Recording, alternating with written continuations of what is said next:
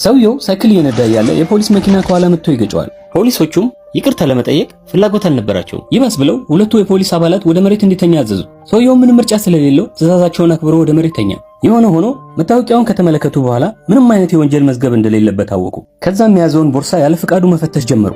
በውስጡም 60 ሺህ ብር አገኙ። ሰውየውም ገንዘቡ ወንድሙን የሚያስፈታበት የዋስትና ገንዘብ እንደሆነ ቢነግራቸውም ፖሊሶቹ ግን ሙሉ ብሩን በውርስ ያዙበት። ሰውየውም እየተናደደ ወንድሙን ለማስፈታት በቅድሚያ ወደ ፍርድ ቤት ሄደ። ነገር ግን ከፍርድ ቤቱ የዋስትና ገንዘቡን ካላቀረበ ወንድሙ እንደማይፈታ ተነገረው። ወንድሙን በዋስትና ለማስፈታት የያዘው ገንዘብ በፖሊስ እንደተያዘበት ሪሲት አቅርቦ ለማስረዳት ቢሞክርም ነገር ግን የፍርድ ቤቱ ጸሐፊ ሊቀበለው አልቻለም። ስለተያዘበት ገንዘብም ሪፖርት ሊያደርግ ወደ ፖሊስ ጣቢያው ተመለሰ። ከጥቂት ቆይታ በኋላ ገንዘቡን የወሰደበት ፖሊስ ተከትሎት ገባ። ሰውየውን ከማናደድ በተጨማሪ ያቀረብከው ሪፖርት የውሸት ነው ብለን እንከሳለን ብለው ዛቱበት። የፖሊስ ኮማንደሩም ጭምር ፎርጅት ደረሰኝ አሰርተ ነው በማለት መከሰስ አለብህ አለው። ሰውየውም ሙሉ የፖሊስ መምሪያው በሙስና የተጨማለቀ እንደሆነ ተገነዘበ። ሆኖም ግን ስለ ወንድሙ ዋስትና የሚሆን 10 ሺህ ብር ከሰጡት የቀረውን ገንዘብ ለራሳቸው መውሰድ እንደሚችሉ ነገራቸው። ይህንን ሲሰማ የፖሊስ ኮማንደሩ መለስ በማለት ወንድሙን በሚቀጥለው ቀን እንዲጠይቀው ፈቀደለት። በሚቀጥለው ቀን ሰውየው ወንድሙን ለማየት ወደ ፖሊስ ጣቢያ ሄደ። ነገር ግን የፖሊስ ኮማንደሩ 3 ደቂቃ በመዘግየቱ ምክንያት ወንድሙ ወደ ሌላ እስር ቤት እንደተዛወረ ነገረው። ሰውየው ወንድሙ ያለበትን መኪና በሳይክል ተከትሎ አገኘው። ለወንድሙም ገንዘቡን አግኝቶ እንደሚያስፈታው ቃል ገባለት።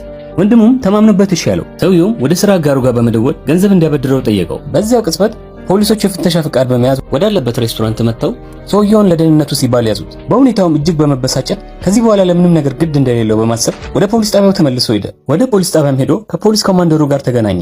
የፖሊስ ኮማንደሩም ለቡድኑ ስለ ሰውየው የኋላ ታሪክ በደንብ እንዲያጣሩ ትዕዛዝ ሰጠ። ፖሊሶቹም ሰውየው የባህር ኃይል የ6ኛ ብርጌድ ማርሻል አርት አሰልጣኝ እንደሆነ ከዊኪፒዲያ መረጃዎችን አገኙ። ይህንን ያወቁ ፖሊሶችን የፖሊስ ኮማንደሩን ለማስጠንቀቅ በፍጥነት ወደሱ ሄዱ። ነገር ግን አርፍደው ነበር። በዚህም ሰዓት ሰውየው የኮማንደሩን ሽጉጥ በፍጥነት በመውሰድ መልሶ ኮማንደሩን አገተው። ከዚያም ፖሊሱን ወደ መሬት ጥሎ ኮማንደሩን ይዞ ወደ ፖሊስ ጣቢያው ገባ። ፖሊስ ጣቢያውን ከውስጥ ከቆለፈ በኋላም ሴቶ ፖሊስ ሁሉንም ፖሊሶች በካቴና እንድታስራቸው አደረገ። ከዚያም የፖሊስ ጣቢያውን ካዝና በመክፈት ፖሊሶቹ የወሰዱበትን ገንዘብ ይዞ ወጣ። ከዚያም እየከነፈ የዋስትና ገንዘቡን ለመክፈል ወደ ፍርድ ቤቱ ሄደ። ከዚያም በመስተዋት ውስጥ ብዙ ፖሊሶች ወደሱ ሲቀርቡ ተመለከተ። ወደ ውስጥ ገብተውም በቁጥጥር ስር አዋለው። ነገር ግን በዚህ ሰዓት የፖሊስ ኮማንደሩ በመንገዱ ላይ እንዲቆምበት አልፈለገም። የተወረሰበትንም ገንዘብ መልሶለት ከከተማ እንዲወጣ ነገረው።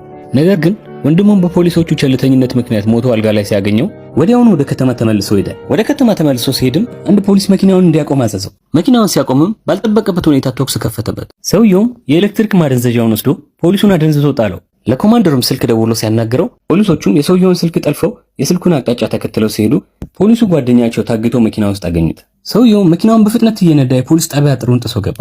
ኮማንደሩም ወደ ፖሊስ ጣቢያ ውስጥ ሲገባ በሰውየው ወጥመድ ውስጥ ወደቀ። ከዚያም በመምሪያ ውስጥ እየተሰሩ ስላሉ ወንጀሎች ማስረጃዎችን አሰባሰበ። በዚህ ጊዜ ፖሊስ ጣቢያ በፖሊሶች ተከቦ ነበር። ሰውየውም እጅ የሰጠ በማስመሰል የጭስ ቦምቦችን ወደ ፖሊሶቹ ወረወረ። በጭስ ውስጥም ሁሉንም ፖሊሶች አንድ ባንድ አስተናገዳቸው። ከዛ የቀጠለውም በሕጉ የተወሰነባቸው ቅጣት ነበር።